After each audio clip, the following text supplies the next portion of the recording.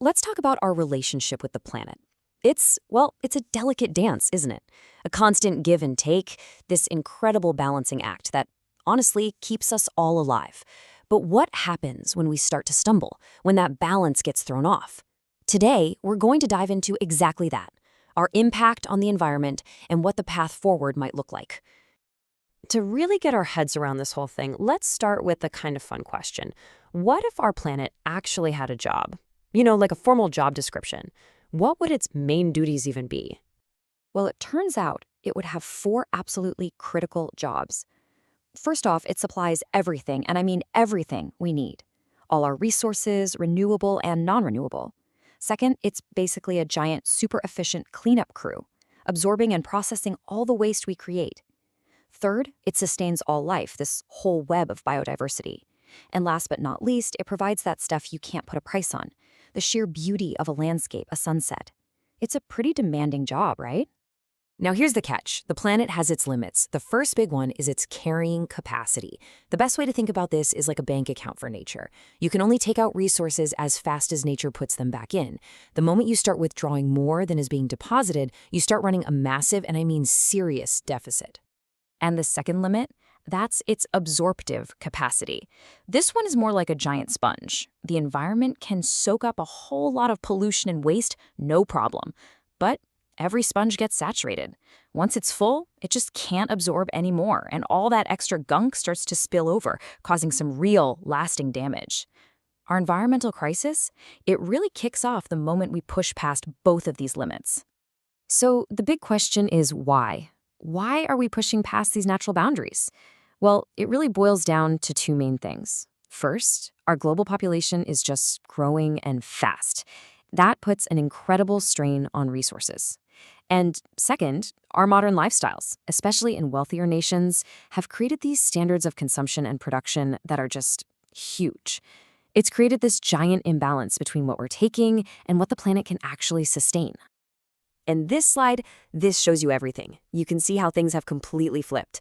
In the past, on the left, human demand was tiny compared to what the planet could supply. The scales were totally tipped in nature's favor. But now, look at the right.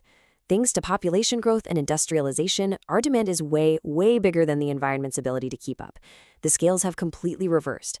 And the craziest part is that this reversal is a super recent thing in the grand timeline of human history. Okay, so this isn't just some abstract idea on a chart. Pushing past the planet's limits has real-world consequences, stuff we're seeing and feeling all around us. We're talking about massive global threats and really tough local problems. Let's start with the big one, global warming. This is what happens when we totally overwhelm the planet's absorptive capacity. We're pumping so many greenhouse gases into the atmosphere that they're basically acting like a heat-trapping blanket, causing the average temperature of the Earth to slowly but steadily climb. So what's causing it? It's primarily two huge factors: our dependency on burning fossil fuels like coal and oil for pretty much all our energy, and, at the same time, massive deforestation. We're cutting down the very forests that are supposed to be helping us by absorbing all that extra carbon dioxide. And the effects? They're serious. We're talking about the polar ice caps melting, which directly leads to rising sea levels and a much, much higher risk of flooding for coastal communities. On top of that, warmer climates are allowing tropical diseases to spread into new areas where they've never been before.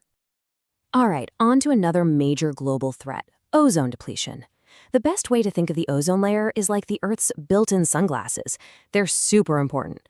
Ozone depletion is the thinning of that protective layer, which is our only real shield against the sun's most dangerous ultraviolet radiation. So, what's poking holes in our planet's sunglasses? It's specific chemicals that we created. The main offenders are chlorofluorocarbons. You might know them as CFCs, which used to be in pretty much every refrigerator and air conditioner. And then there are halons, which were often used in fire extinguishers. And when that ozone layer gets thinner, more of that harmful UV radiation makes it down to the surface. This has direct, scary consequences for us, like a much higher risk of skin cancer. And it's not just us. It causes major damage to plants, animals, and entire ecosystems.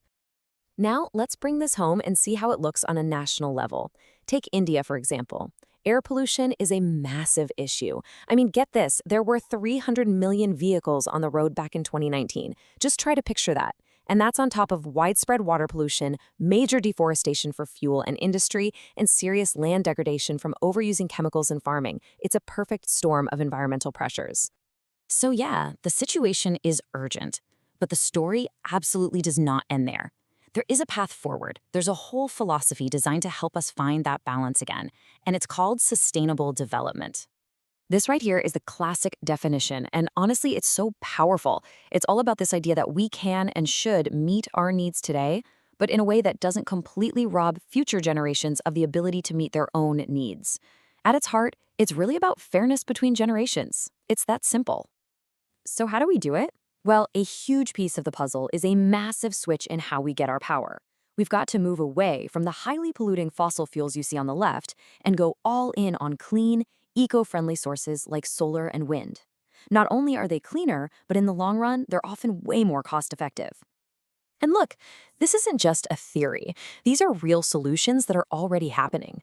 Think about the switch to cleaner compressed natural gas, or CNG, in city buses and cars, or building small-scale hydro plants on streams to power local communities. Even something as simple as composting to make natural fertilizer, it all makes a huge difference. And what's really fascinating is that sometimes the best solutions are actually ancient. Take India's traditional knowledge systems. For centuries, they've used over 15,000 different species of plants to create herbal medicines. These are not only eco-friendly to produce, but they often have way fewer side effects than synthetic drugs.